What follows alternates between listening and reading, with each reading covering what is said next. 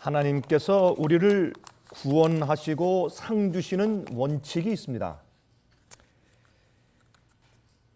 우리들의 수고에 보상해 주시는 것이 사실이지만은 어떤 자들이 하나님의 보상에 어울리는 자들인가? 하나님의 보상을 받을 자들은 어떠한 자들인가? 라는 것을 이해하는 것은 참 중요합니다.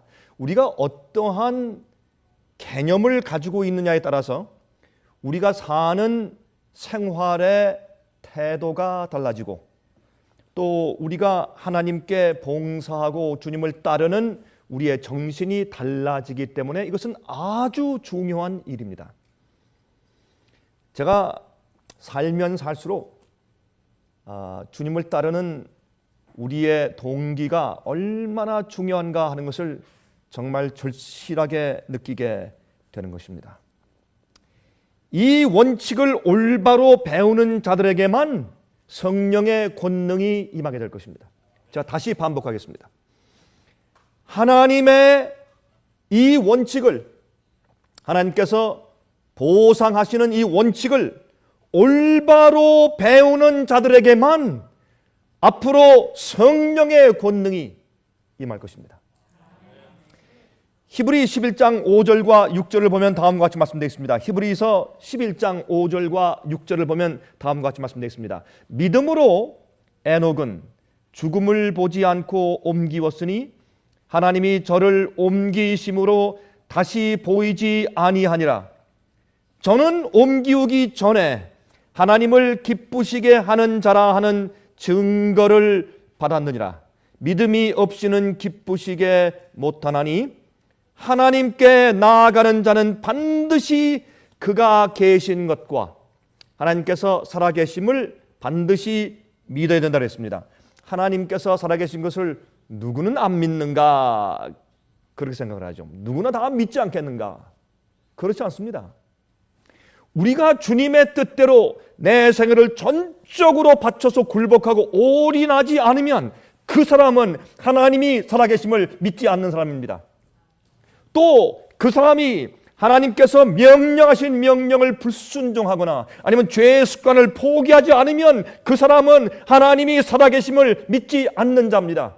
왜냐하면 하나님께서 살아계신 것을 진실로 믿고 그 존재를 느끼고 산다면 그렇게 자기 생애가 절실하지 않는, 정말 자기의 모든 것을 다 걸고 생명을 걸고 올인하는 태도를 갖지 않고 그렇게 살 수가 없는 것입니다.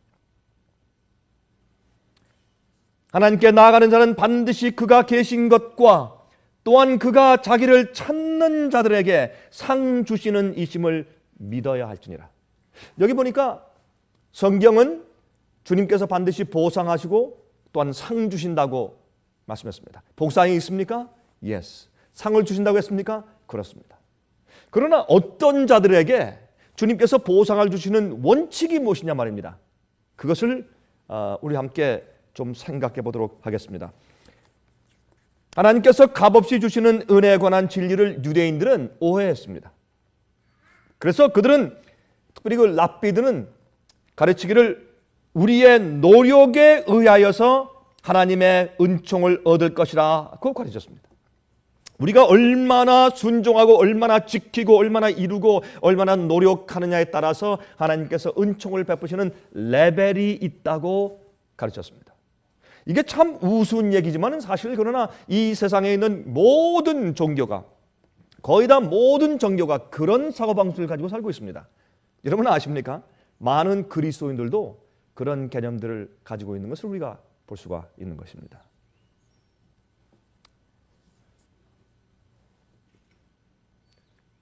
이 랍비들은 의인이 받을 보상을 저희 자신의 행위로서 얻어보려고 생각을 했기 때문에, 그래서 그들의 예배는 하나님의 축복을 얻어내려는 이기적인 동기에서 그들의 예배가 시작되었습니다.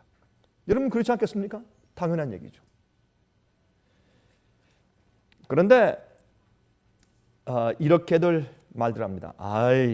우리가 뭐 하나님께서 우리에게 베푸신 은혜가 얼마나 큰데 예수님을 십자가에 보내시고 어떻게 우리가 감히 하나님께 보상을 우리가 열심히 했다고 거기에 대한 보상을 우리가 얻으려고 감히 생각이나 하겠습니까? 라고 말은 할 수 있으나 우리의 행동과 삶 자체가 우리의 기대와 우리가 서로를 대하고 취급하는 것이 바로 그러한 개념 가운데 그러한 철학으로 살고 있는 것을 나타내 보여주고 있는 경우가 참 많이 있는 것을 압니다. 예수님께서 한 번은 이제 길을 걸어가시는데 제가 지난 시간에 말씀드린 한 부자 관원 청년이 달려왔습니다.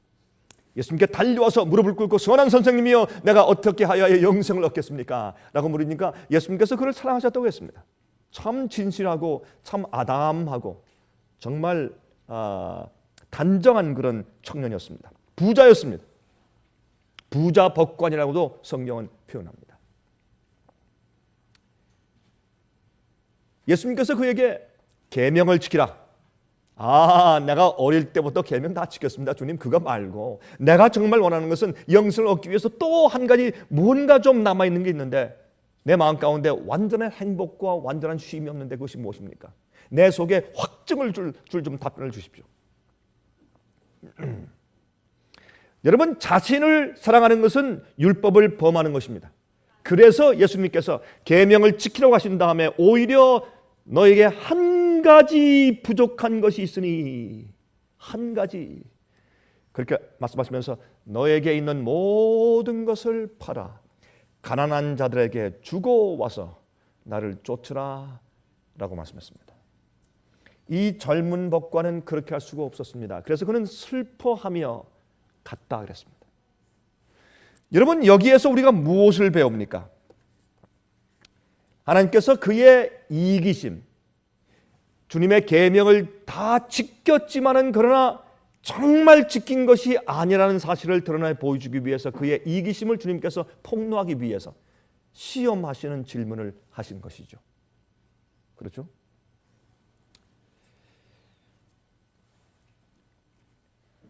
오히려 한 가지 부족한 것이 있으니 그것을 좀 간단하게 표현한다면 이렇게 말할 수 있겠습니다. 우리가 예수님의 제자가 되는 조건을 받아들이지 아니하면 주님의 제자가 아닙니다.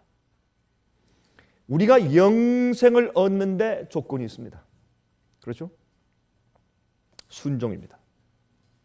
어떤 사람들은 참 이상하게 생각을 합니다. 영생은 예수님의 은혜 아닙니까?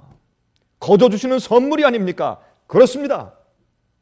그러나 은혜와 선물이라도 그 은혜와 선물을 받는 자격이 따로 있는 것입니다. 아무나 은혜를 베푸고 아무나 거룩하고 영원한 영생을 아무에게나 주는 것은 아닙니다.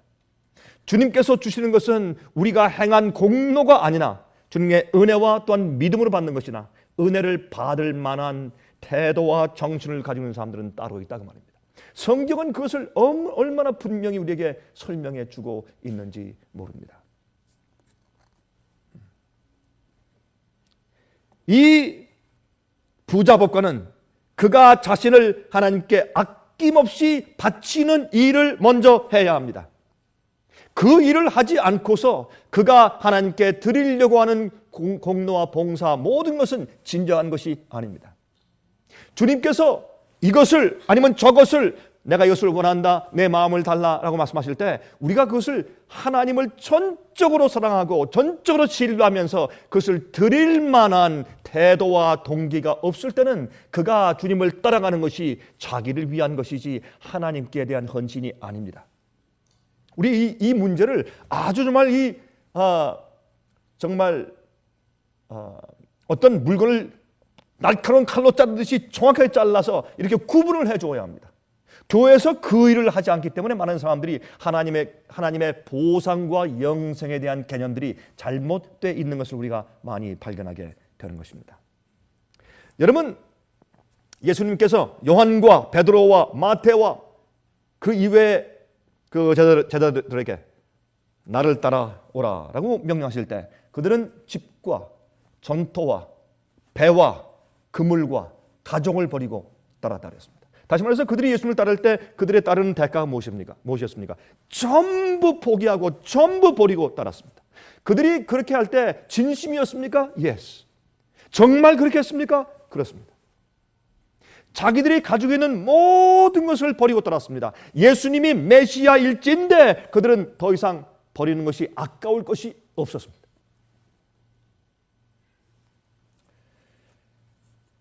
이 부자 청년도 이와 같은 헌신이 요구되었습니다. 우린 주님을 따를 때 주님께서 말씀하시는 모든 것을 해야 합니다. 그 하는 것이 우리를 구원하는 것은 아니나 주님께서 우리에게 요구하시는 모든 것을 해야 합니다. 바치고 굴복하고 이 제단 위에 얹어놓아야 합니다. 여긴 핑계가 있을 수 없습니다. 우리가 그렇게 해서 이 세상 전체를 잃어버리고 모든 불이익을 받고 이 세상에서 망할지라도 주님을 따르는 자들은 주께서 요구하시는 모든 것을 제단 위에 놓고서 포기할 줄을 알아야 합니다. 그 생각과 동기가 없는 자들은 주님의 제자가 아닙니다. 우리 이 사실을 아주 분명하게 공식처럼 만들어 놓고 우리의 그리스도인 믿음의 생활을 시작해야 합니다.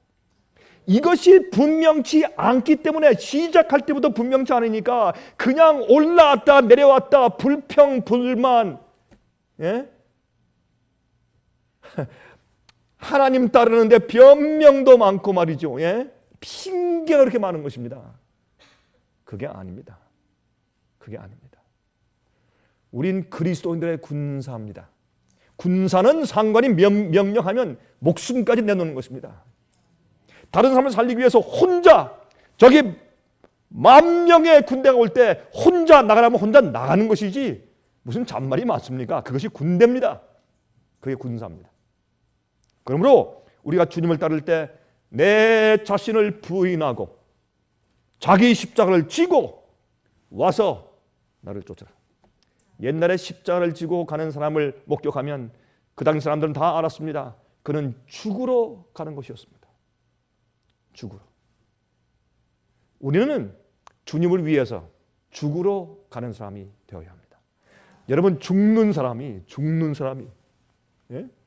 죽는 사람이 뭐 아낄 게 있습니까? 옛날에 한국에 정말 굉장한 살인범 고재봉 씨라고 있었어요. 여러분 기억하십니까? 옛날. 그렇죠? 이름 맞습니까? 근데 이 사람이 쓴 그 수기가 있어요. 그 수기책을 보면 그 수기가 참 재밌는 얘기가 있어요. 자기도 이제 사형당해 죽는데 사형장에 가는 죄수를 가끔 보는데 어떤 사형수가 지금 사형당으로 가는데 비가 오는 날이었대요. 근데 이제 걸어가는데 이렇게 이 처막 끝에서 낙수물이 뚝뚝 떨어지니까 이 사형수가 가다가 그 빗물을 피해서 가더래요.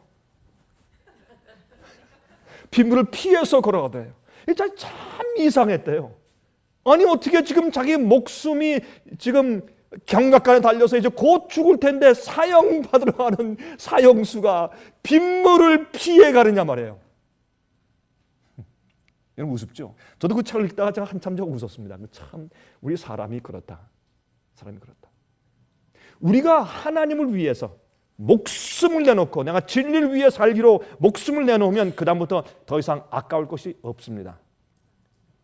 우리의 한 가지 의무는 무엇인가? 주님께서 오늘 아니 내 생에 주님께서 나를 향한 뜻이 무엇인가? 내가 무엇하기를 원하시는가? 그것만 문제가 되는 것입니다. 그것만 알고 확신하면 내 모든 것을 바칠 수 있는 것입니다. 그래서 여기에 이제 하나님께서 주님을 따라오려고 하는 자는 한마디 더 나가서 영생을 얻고자 하는 자는 모든 것을 주 앞에 바치는 태도와 정신과 동기를 가지고 살아야 합니다. 그렇지 않는 자들은 한 명도 하늘에 있지 못할 것입니다. 너무 어렵습니까? 너무 높습니까? 아닙니다. 이 간단한 말씀이 하나님께서 우리에게 보상을 주시는 원칙의 서론입니다. 시작입니다. 그런 마음이 없이는 주님을 따를 수 없고 그런 마음이 없는 자들은 언젠가 배반하고 도망가게 되어 있습니다. 가룟 유다는 왜 가룟 유다였습니까? 하나님의 방법과 계획과 주님의 뜻보다 자기의 방법과 계획이 더 좋았습니다. 포기하지 않는, 주님의 뜻대로 따라가지 않고 자기의 뜻대로 하는, 포기하지 않는 어떤 것이 남아 있어서 그것이 예수로 하여금 예수를 팔게 만들었습니다. 그런데요, 조금 더 나가 보십시다. 그 청년이 슬픈 기색을 띠고 갔습니다. 그러니까 베드로가, 이 베드로 말이죠, 항상 덤벙대고 나서는 베드로, 그러나 마음이 순수하고 주님을 사랑하는 베드로, 진리를 사랑하는 베드로, 이 베드로가 말합니다. 이거 봐라, 저렇게 똑똑하고 돈이 많은 사람, 정말 저 사람이 주님의 제자가 됐으면 우리의 스테터스가, 우리의 입장이 좀 높아질 텐데, 그런데 완전히 주 앞에 굴복하지 못하기 때문에, 그 재산이 많기 때문에 그거 아까워서 가는구나. 베드로가 또 뛰어들었습니다. 주여, 주여. 이제 말을 합니다. 마태복음 19장 27절부터 30절입니다. 이에 베드로가 대답하여 가로되 보소서, 주님이시여, 우리가 모든 것을 버리고 주를 쫓아싸오니 그런즉 우리가 무엇을 얻으리이까? 저 부자법관은 저렇게 가는데, 주님 우리 아시죠? 주께서 우리를 오라고 부르실 때 우리가 어떻게 했습니까? 전토와 집과 직장과 배와 그물과 가족 다 버리고 주님을 쫓았습니다. 그러면 주님, 우리 솔직히 잘한 거 아닙니까? 예? 이런 사람들 흔치 않습니다. 그러면 주님, 우리에게 오는 보상은 무엇입니까? 우리가 어떻게 됩니까 지금? 그때 예수님께서 무엇을 먼저 말씀하십니까? 보상을 먼저 말씀하십니다. 보상이 있다는 것을 우리에게 깨닫게 하십니다. 히브리 11장에 있는 말씀처럼 이렇게 말씀하십니다. 예수께서 가라사대 내가 진실로 너희에게 이르노니 세상이 새롭게 되어 인자가 자기 영광의 보좌에 앉을 때에 나를 쫓는 너희도 12 보좌에 앉아 이스라엘 12지파를 심판하리라. 이건 굉장한 일 아닙니까? 세상에 이와 같은 보상과 이런 축복과 이런 특권은 어디에 있겠습니까?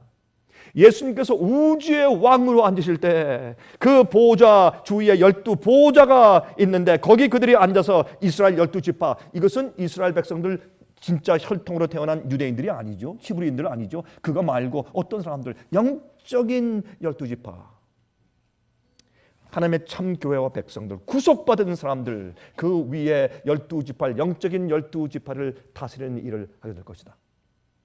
그들에게 하나님의 뜻을 전달하는 그런 지도자적인 입장에 서게 될 것이다. 이건 굉장한 보상입니다. 굉장한 보상입니다. 또 내 이름을 위하여 집이나 형제나 자매나 부모나 자식이나 전토를 벌인 자마다 여러 배를 받고 또 영생을 상속하리라. 세상에 이와 같은 보상이 있어요. 이거 굉장한 이야기죠. 여러분, 주님의 보상의 원칙에 대해서 우리 조금 더 나가서 우리 살펴보고 이해하기 전에 먼저 우리 한 가지 확실하게 알고 지나가십니다.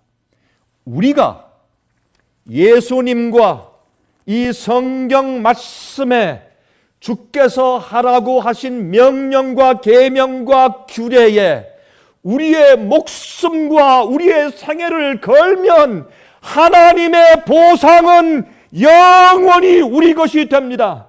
하늘의 보상이 있고, 예수께서 말씀하기를 하나님의 살아계심을 믿고 주님을 믿고 따라오는 자들에게 보상이 있다고 약속을 하신 것은 확실합니다. 이것은 틀림없이 우리가 믿어야 할 것이고, 우주가 존재하고 여러분과 제가 이곳에 이렇게 있는 것처럼 주의 이 말씀은 확실한 것입니다.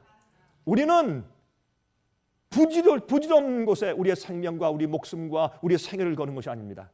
우리가 생명을 걸고 따라가고 믿고 순종하고 하는 모든 일의 결론과 보상은 예수님께서 이렇게 어마어마한 약속을 우리에게 주신 것입니다. 영생에 대한 그 가치를 우리가 아직 이해할 수가 없죠. 여러분, 얼마 전에 오사마 빈 라덴이 죽었습니다. 미국의 실, 그 해군 특공대에 의해서 사살되었죠. 근데 그 참 이상한 것은 파키스탄의 이슬라마바드가 그 수도 아닙니까? 거기서 약 한 그저 한 40마일 정도도 떨어지지 않은, 예?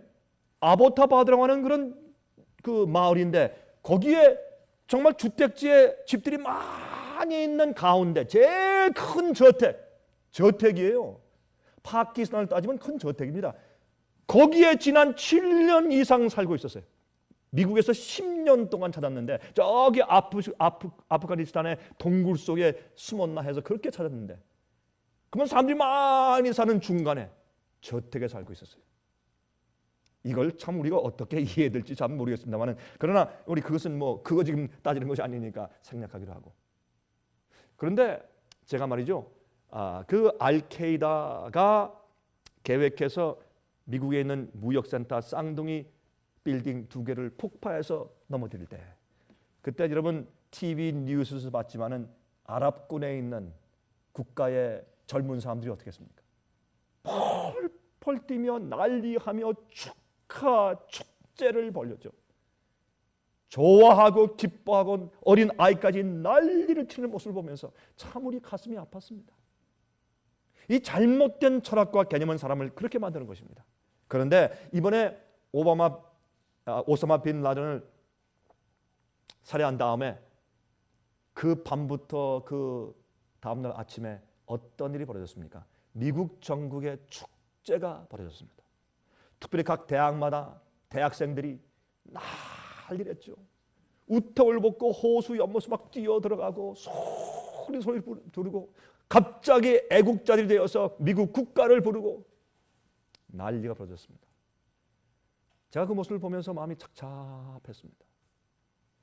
사람들의 철학과 개념이 어떠하냐에 따라서 인생의 동기와 인생의 목적이 달라집니다. 하나님께서 어떤 자들을 기뻐하시며 어떤 자들에게 어떻게 보상하신다는 원칙을 우리가 올바로 이해하는 것은 참 중요합니다.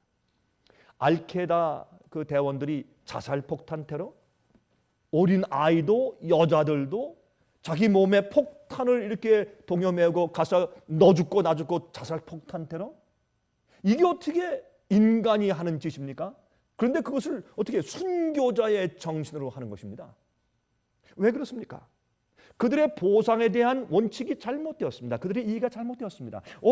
그렇게 자살 폭탄 테러를 하면 이슬람 종교를 반대하는 원수들을 죽이면, 몇 명 죽이면 얼마나 보상, 몇 명 이상 죽이면 어떤 보상, 이것은 제가 볼 때 모하메스의 가르침보다 그 이후의 후손들의 가르침이겠죠. 어쨌든 그들이 이제 그렇게 하면 하늘에 가서 7명의 여인들이 옆에서 부채를 붙여주고 있고, 아주 인간적인 그런 인간의 그 어떤 욕심을 부추겨주는 그런 보상에 대한 이야기. 예. 이것 때문에 그들은 자살 폭탄 테러를 합니다. 또 나머지 식구들은 일평생 동안 먹을 수 있는 양식을 주겠다, 자살 폭탄 테러를 하는 것입니다. 여러분, 이러한 보상에 대한 그 이해, 이것을 어떻게 이해하느냐 하는 것은 우리 생애에 우리 삶을 꼴지어 줍니다. 이것을 아주 중요하게 생각을 합니다. 우리의 동기와 우리의 태도와 우리의 헌신. 그런데 30절에 보면, 그러나 먼저 된 자로서, 나중되고 나중된 자로서 먼저 될 자가 많으니, 바로 이 대목에서 주님께서 이 말씀을 하시는 것입니다. 이 대목은 무슨 대목인가 하면 11시 일꾼들에 대한 대목입니다. 여러분들이 예수님을 먼저 믿었습니까? 여러분들이 주님의 사업에 먼저 투신됐습니까? 조심하십시오. 나중된 자들이 먼저 되는 자가 훨씬 더 많다. 왜 그런가? 태도기 때문에 그렇습니다. 태도. 왜 유대인들이 어려움을 당했습니까? 왜 유대인들이 하나님께서 더 이상 그들을 사용할 수 없는 사람들이 되어버렸습니까? 그 이유는 태도와 동기였습니다. 자, 여기 보십시다. 여기에 이제 이 베드로가 말이죠. 자, 그러면 우린 이렇게 했는데 주님이시여 우리가 무엇을 얻으리까? 이거는요, 날품팔이의 정신입니다. 품꾼의 정신입니다. 그렇죠? 그날 일해서 보상을 받아가지고 먹고 사는 품꾼의 정신입니다. 그들은 예수님을 믿고 주님을 사랑해서 따르기는 했지만은 아직도 그들은 바리새인적인 사상에서 완전히 벗어나지 못했습니다. 그들은 아직도 저희가 수고에 합당한 보수를 받을 것이라고 생각을 했습니다. 여러분, 우리도 그래요. 우리도. 전 가끔 그런 생각을 해봅니다. 여러분, 그들은 자신을 높이는 정신과 스스로 만족히 여기는 정신을 품고 서로를 비교했습니다. 저희 중에 한 사람이 어떤 일에 실패하면 다른 사람들은 우월감을 가졌습니다. 아, 나는 저런 실패 안 한다. 여러분이시여, 우리가 남의 실패와 실수와 죄악에서 두려움을 느껴야 합니다. 하나님, 나도 똑같은 성정과 약점을 가진 자입니다. 주님이시여, 나도 저렇게 마귀에게 넘어질 수 있는 사람이니 나를 보호하시고 도와주십시오라고 기도해야 합니다. 남의 실족함과 남의 실수와 남의 잘못에 우리가 우월감을 절대로 가져서는 안 됩니다. 그건 보상의 정신이 잘못된 것입니다. 예수님께서는 제자들에게 복음의 원칙을 설명해 주시기 원했습니다.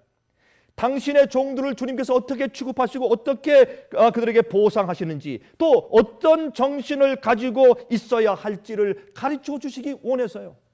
그래서 주님께서 이 세상 역사에 유대교회를 택하시고 그 이후에 계속해서 이 세상 역사의 마지막 교회까지 주님께서 어떻게 교회를 이용하셔서 어떻게 사용하실 것인지를 계시하시는 말씀도 그 속에 많이 들어있고, 또 동시에 어떤 태도와 마음으로 주님을 섬기고 주님의 사업에 임해야 하는지를 주님께서 가르치시기 위해서 한 가지 비유를 말씀해 주신 것입니다. 그것이 바로 마태복음 20장 1절부터 16절까지 있는 말씀입니다. 제가 한번 읽어보겠습니다. 좀 길지만 제가 읽겠습니다.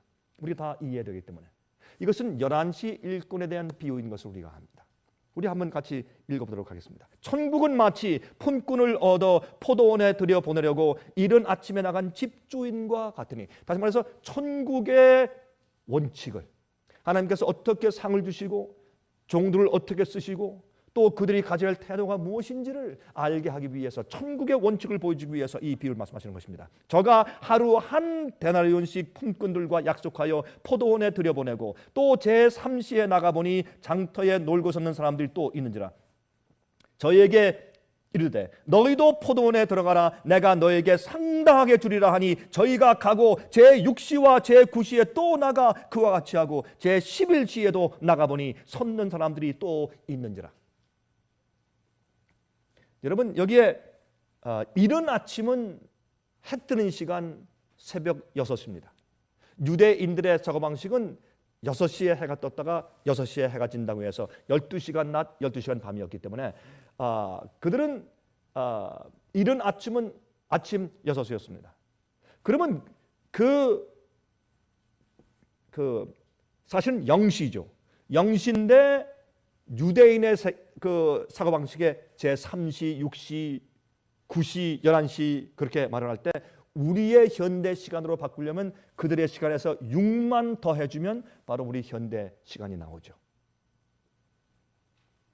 제일 처음에 이른 아침에 가서 주님의 포도원에 들어와서 일하도록 부르심 받은 자들은 유대교회, 유대인들이었습니다. 그 다음에 제3시에 부름받은 자들은 사도교회, 초대교회였습니다. 어떻게 합니까? 베드로가 성령을 받고 나가서 외칠 때 그때 사람들이 내가 사술에 취했다. 어떻게 이렇게 유창하게 우리 언어를 말할 수 있느냐? 라고 놀랐을 때 베드로가 말하기를 아니라 지금은 제3시라. 얼마입니까? 그 당시 아침 9시였습니다. 난 지금은 제3시라.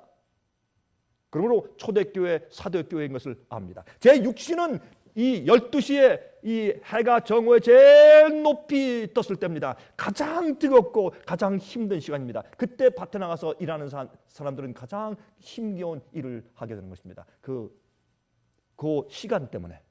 이것은 여러분 성경의 초대교회 이후에 광야교회라고 성경은 우리에게 알려줍니다. 광야교회의 고통스러운 시간을 그렇게 우리가 이해하게 되는 것입니다.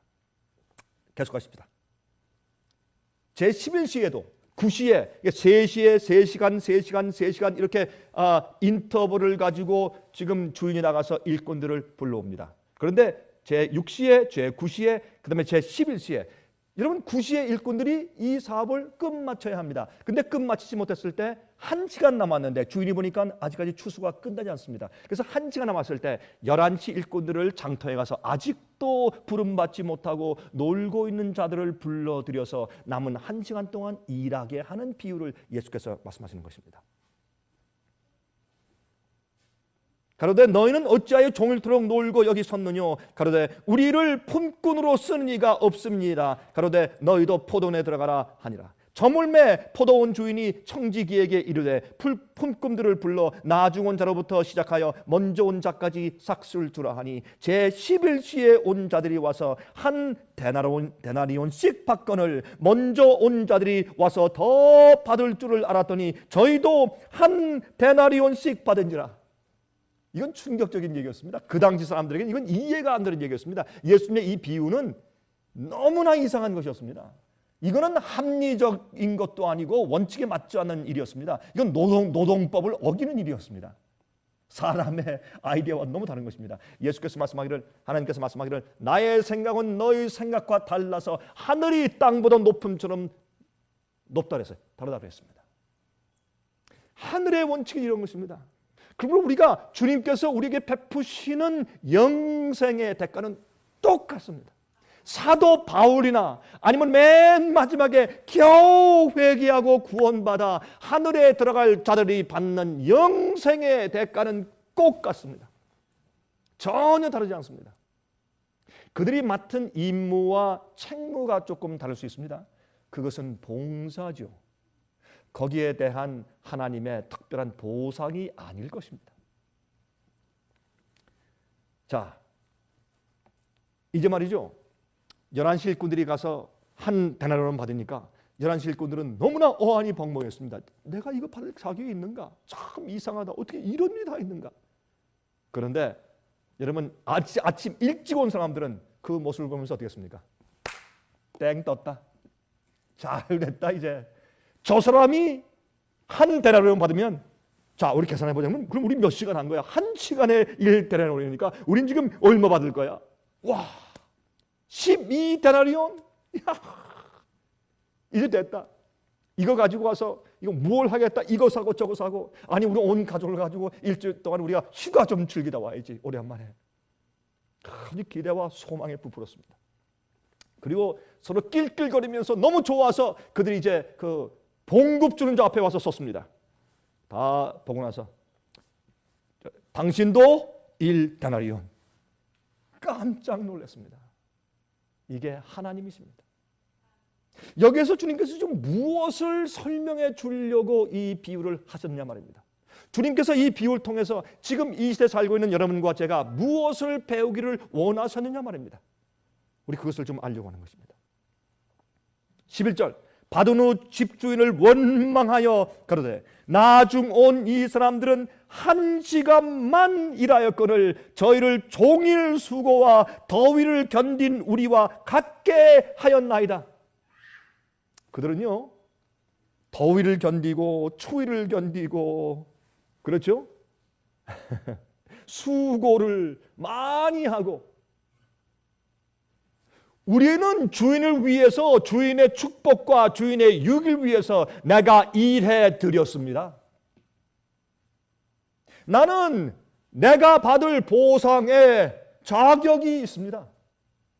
나는 주인을 위해서 일해 주었습니다. 이것이 많은 믿는 자들의 개념입니다. 이 화면 통해서 보시는 분들이시여 제가 한 말씀 꼭 드리겠습니다. 우리는 하나님께로부터 어떤 종류의 은총이나 축복이나 호의를 받을 자격이 없습니다.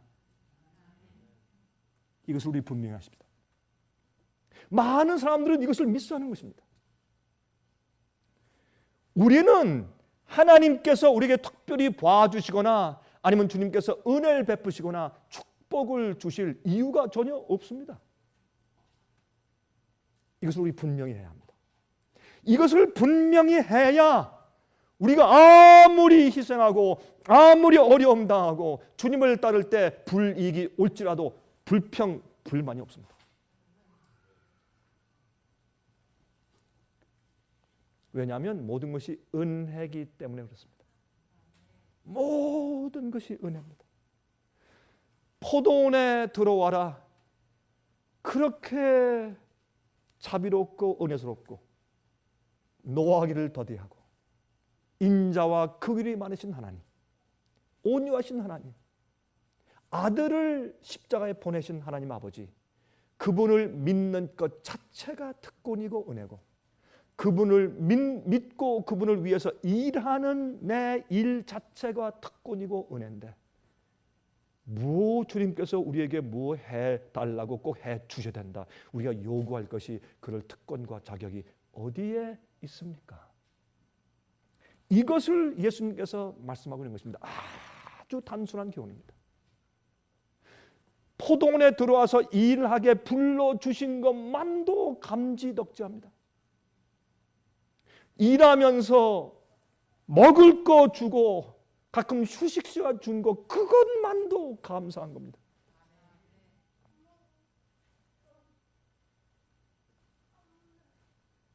주인이 그 중에 한 사람에게 대답하여 가로되 13절입니다. 친구여, 내가 내게 잘못한 것이 없노라. 내가 나와 한 데나리온의 약속을 하지 아니하였느냐? 내 것이나 가지고 가라.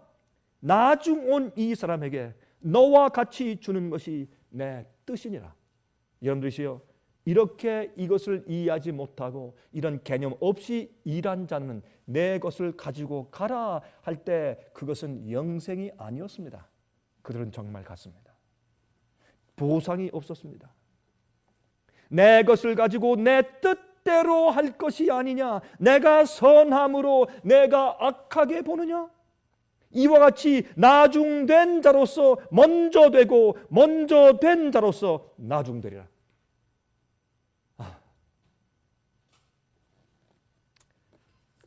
여러분, 제가 제 생애를 가만히 돌이켜보면서 제가 이 말씀을 준비하면서 제가 제 마음을 다시 살펴보는 기회를 가졌습니다.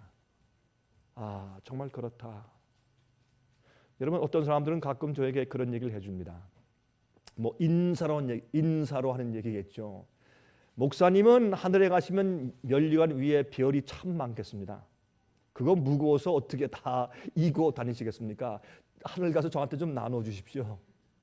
그런 얘기를 가끔 제가 듣습니다. 물론 인사의 이야기겠죠. 그러나 여러분 기억하십시오.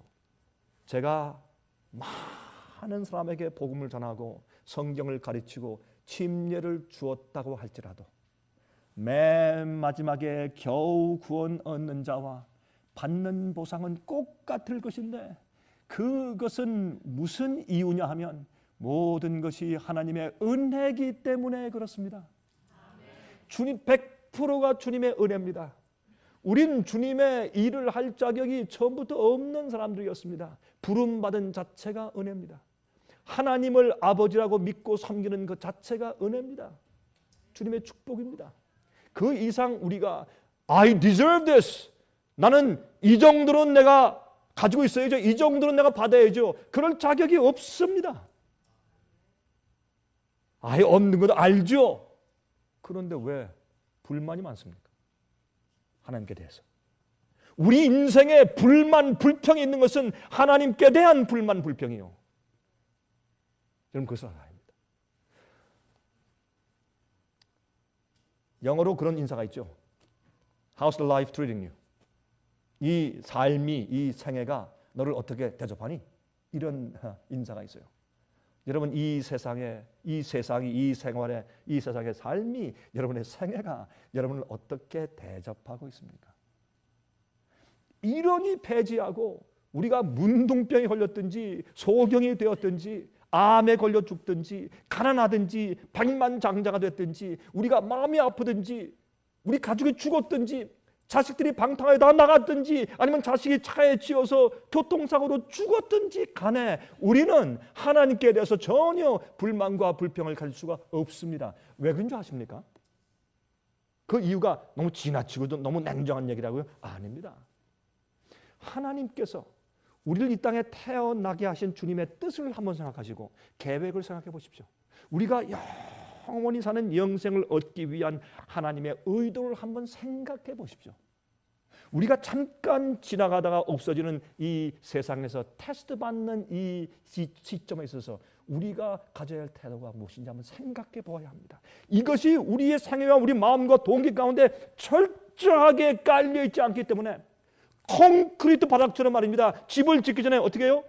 땅을 파고 기초를 놓아야 돼요. 콘크리트 바닥을 튼튼하게 다 깐 다음에 그 다음에 집을 져야 돼요. 많은 사람들이 보상에 대한 원칙을 잘못 이해하고 있기 때문에 주님께서 우리가 주님을 믿고 주님 따라 살고 희생 봉사하기 때문에 주님께서 반드시 우리를 이 땅에서 보상해 주셔야 된다는 생각을 가지고 있을 때는 진정으로 하나님을 기뻐하시는 믿음의 생활을 살 수가 없습니다. 이것을 주님께서 여기서 우리에게 가르치려고 그렇게 애를 쓰시는 것입니다. 여러분, 여기에 주님께서 포도원에 들어온 일꾼들을 취급하시는 주님의 방법이 바로 하나님께서 우리를 어떻게 취급하실까 하는 것을 가르치시는 것입니다. 이 비유를 통해서. 여러분, 그러므로 그들은 자기들이 일한 분량에 따라서 보수를 받는 것이 아니라 주인의 아량에 따라서 보수를 받는 것입니다. 여러분, 우리가 믿을 때 말이죠, 우리는 이 믿는 것이 우리가 일한 대가가 아니라 우리가 일한 분량에 따라서 거기에 보수를 받는 것이 아니라 하나님의 아량에 따라서 은총과 은혜에 따라서 받는 것입니다. 여러분, 에베소 3장 11절에 곧 영원부터 우리 주 그리스도 예수 안에서 예정하신 뜻대로 하신 것이라. 예수님의 뜻대로. 디도서 3장 4절부터 8절에 우리 구주 하나님의 자비와 사랑하심을 나타낼 때에 우리를 구원하시되 우리의 행한 바 의로운 행위로 말미암지 아니하고 오직 그의 긍휼하심을 쫓아 중생의 씻음과 성령의 새롭게 하심으로 하셨나니 성령을 우리 구주 예수 그리스도로 말미암아 우리에게 풍성히 부어주사 우리도 저의 은혜를 힘입어 의롭다 하심을 얻어 영생의 소망을 따라 후사가 되게 하려 하심이라. 이 말이 밉보다 신실하도다. 원컨대 내가 이 여러 것에 대하여 굳세게 말하라. 이는 하나님을 믿는 자들로 하여금 조심하여 선한 일을 힘쓰게 하려 함이라. 이것은 아름다우며 사람들에게 유익하니라. 아무도 영생을 얻는 일에 자기의 공로와 행함이 있다고 생각지 말게 하라. 이것은 우리의 행한 바 의로 행위로 말미암지 않고 그의 긍휼하심을 따라 이루어진 것이다. 그분의 자비를 따라. 이것이 겸손이에요. 겸손은요, 이게 겸손이 아니라 바로 이게 겸손이에요. 주께서 나를 주의 일에 써주시고 나를 구원하시고 의롭게 하시는 것은 하나님의 자비와 은혜를 쫓아 하신 것이다. 이게 겸손이에요. 그게 우리 마음 가운데 철저하게 그것이 기초가 생겨버리면 그 다음부터 우리 사는 삶이 달라지는 것입니다. 그 다음부터는 분쟁이 없어집니다. 분쟁이 없어집니다. 하나님께서 가치 있게 보시는 것은 우리가 한 일의 양이나 눈에 보이는 결과가 아니라 그 일을 한 태도와 정신입니다. 어떤 태도를 가지고 일했느냐 말입니다. 여러분 11시의 일꾼의 가치가 여기에 있는 것입니다. 그들은 불러주는 자들이 없어서 하루 종일 놀고 있었습니다. 마지막 1시간 남았을 때 그들은 절망 가운데 있을 때 주인이 와서 그들을 불러주었습니다. 불러준 것만 해도 너무나 감사했습니다. 예? 이 부인이 그 아이들이 어떻게 당신은 아빠는 남에게 고용도 도대체 안 돼요. 그런 원망을 받으며 그들이 수침 가운데 있을 때 주인이 와서 그들을 불러주었습니다. 너무나 기뻤습니다. 돈은 안 받아도 됩니다. 나를 불러주신 것만도 감사합니다. 이 고마운 주인한테 세상에 1시간 남았을 때 불러주는 주인이 세상에 어디 있는가, 이런 너그럽고 고마운 이런 자비스러운 주님 위해서 나는 봉급받지 않아도 좋다. 나는 1시간 동안 하루 종일 일하는 사람보다 더 열심히 일하겠다. 열심히 일했어요. 너무 고맙고 감사해서 열심히 일했어요. 이것이 11시 일꾼이에요. 그래서 나중된 자들이 먼저 된 자들보다 나중된 자들이 훨씬 더 많을 것이다. 그들의 태도입니다. 열심히. 최근에 한 형제가 한국에서 진리를, 그것도 현대 진리를, 성경적인 올바른 진리를 깨닫는 지가 얼마 안 된 사람이었습니다. 한 번은 집회에 와서 저에게 이렇게 얘기했습니다. 목사님, 그의 눈에 눈물이 글썽거렸습니다. 목사님, 밖에서 하루 종일 놀며 일할 줄 모르고 일거리 없어서 서성거리던 나를 주님께서 1시간 남았을 때 나를 불러주시니 너무나 감사합니다. 너무 감사합니다. 난 주님 위해서 아낄 것이 이제 없습니다. 1시간 남았는데 내 가슴이 얼마나 뭉클하고 감동됐는지 모릅니다. 11시 일꾼들의 정신입니다. 우리가 주 앞에 일하고 주님을 따라가는 우리의 모든 태도와 정신이, 동기가 그래야 합니다. 절대로 보상의 생각을 가지면 안 됩니다. 주님께서 내가 얼마나 일했는지를 보시는 것보다 내가 주님을 향한 우리의 태도와 동기와 우리 마음속에 있는 개념을 보시는 것입니다. 이것이 모든 자들이 가져야 할 태도입니다. 우리가 일할 때 이런 기쁨을 가지고 일해야 합니다. 여러분, 고린도전서 13장에 말씀했지 않습니까? 사랑이 없으면 울리는 괭과리라.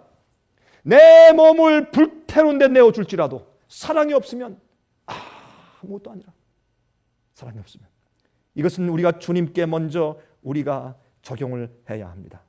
예수께서, 여기에 주인이 말하기를 내가 선함으로 1시간 일한 자에게 똑같은 봉급을 주므로 내가 나보고 악하다고 하느냐?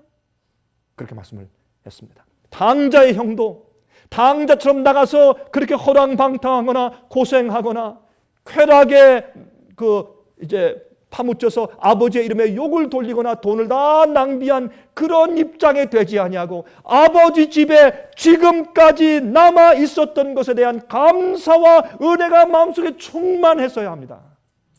그런데 오히려 회개하고 돌아온 아들에게 좋은 대접을 해주자 이 형은 마음 가운데 불만이 생겼습니다. 무엇을 말합니까? 감사한 마음으로 아버지 집에서 일하고 있는 것이 아니라는 것을 드러낸 것입니다.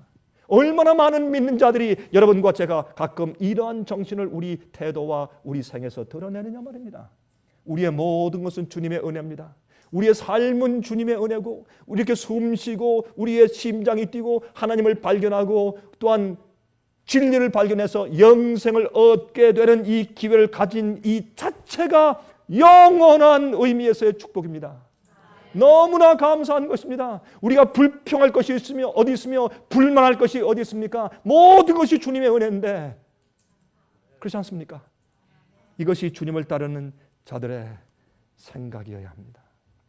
마태복음 19장 30절과 마태복음 20장 16절에 각각 그러나 먼저 된 자로서 나중되고 나중된 자로서 먼저 될 자가 많다, 그렇게 말씀을 하셨어요.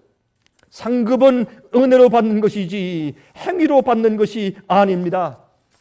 여러분이시여, 이기심이 죽을 때, 으뜸이 되려는 분쟁의 정신이 사라질 때, 감사의 정신이 마음에 가득 차고 사랑이 생애를 향기롭게 할 때 예수께서 그의 안에 거하시고 우리는 하나님과 함께 일하는 사람들이 됩니다. 이것이 오순절의 다락방에 모여있던 자들의 정신이었습니다. 그럴 때 성령이 내려왔습니다. 여러분, 다시 한번 얘기하십시다. 우리의 삶 자체가 하나님의 은혜입니다. 우리가 주님의 부르심을 받은 것 자체가 하나님의 은혜입니다. 우리가 성경을 들고 있는 것 자체가 주님의 은혜입니다. 하나님의 일을 하게 된 것도 주님의 은혜입니다. 이렇게 모여서 예비하며 주님의 이름을 부르고 기도하고 찬송드리는 이 모든 일이 하나님의 은혜입니다. 내가 숨 쉬는 것이 하나님의 은혜요. 내가 영생을 바라보고 소망을 가지는 것도 하나님의 은혜입니다. 모든 것이 주님의 은혜입니다. 우린 주님을 위해서 일할 때 아무것도 바랄 수 없는 사람들입니다. 그저 감사하고 기뻐서, 너무나 고마워서 그저 주님을 위해서 내 있는 것을 다 바쳐서 열심히 일해야 합니다. 일할 때 우리 마음 가운데 감사한 정신과 기쁜 정신으로 그저 일해야 합니다. 그러면 주님께서 우리를 어떻게 취급하시든지 그것은 주님의 마음이고 우리 것이 아닙니다. 그럴 때 주님께서 우리에게 각각 한 데나리온씩 주실 텐데 그것은 영생입니다. 이 정신이 마지막 시대 참된 주의 교회에 풍성해야 될 때 여러분과 제 마음 가운데 그런 정신이 깃들여서 주의 참된 백성 되시기를 간절하게 소원합니다. 우리 하늘에 계신 우리 아버지 하나님, 우리가 사는 것도 주님의 은혜요, 우리가 숨쉬며 주님을 깨닫고 아버지라 부르며 기도하고 찬송하는 것도 모두 하나님의 은혜입니다. 주의 부르심을 받아 주님의 일에 종사하게 된 것도 주님의 은혜요, 우리가 주님의 사업에 조금이라도 도움이 되었다면 그것도 모두 주님의 은혜입니다.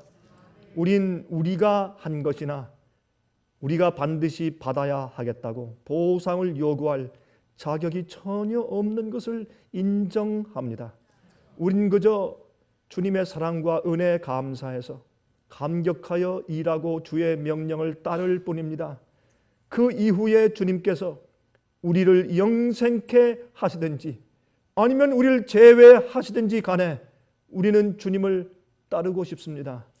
우리는 주님을 존경하고 주님을 사랑하며 주님의 거룩하심과 자비로우심을 우린 참으로 신뢰합니다.